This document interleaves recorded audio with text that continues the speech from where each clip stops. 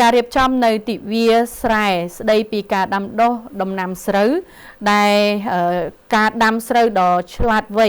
ស្របទៅតាមការប្រែប្រួលអាកាសធាតុស្ថិតនៅក្នុងស្រុកព្រះនេត្រព្រះខេត្តបន្ទាយមានជ័យ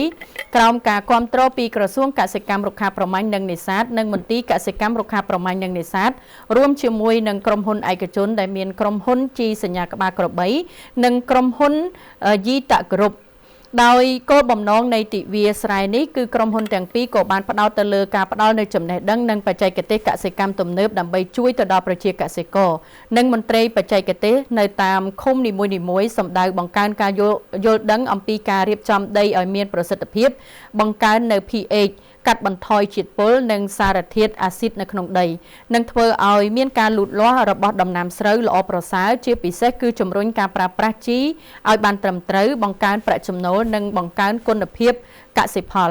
ក្រៅពីនេះក៏មានការពិភាក្សាអំពីបញ្ហាប្រឈមនិងការចែករំលែកបទពិសោធន៍កសិកម្មដោយអ្នកជំនាញកសិកម្មមកពីក្រុមហ៊ុនទាំងពីរផងដែរហើយបើតាមលោកយុពុនដែលជាអនុប្រធានការិយាល័យកសិកម្មស្រុកព្រះនេត្រព្រះក៏បានលើកឡើងដែរថាការរៀបចំទិវាស្រែស្ដីពីការដាំដុះដំណាំស្រូវឆ្លាតវៃស្របទៅតាមការប្រែប្រួលអាកាសធាតុក៏បានសបញ្ជាក់ឲ្យឃើញថាមន្ទីរកសិកម្មខេត្តវិស័យឯកជននិងគ្រប់ភាគីពាក់ព័ន្ធទាំងអស់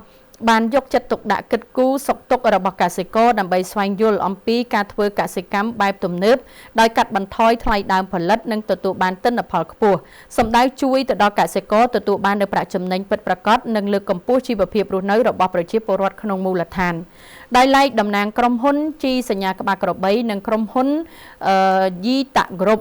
ក៏បានសម្ដែងនៅចំណាប់អារម្មណ៍គាំទ្រនៅក្នុងការចូលរួមពីក្រសួងស្ថាប័នថ្នាក់ជាតិនិងថ្នាក់ក្រោមជាតិដើម្បីបានរៀបចំនៅវគ្គបណ្ដុះបណ្ដាលស្ដីពីការរៀបចំដីជូនទៅដល់ប្រជាកសិករប្រើប្រាស់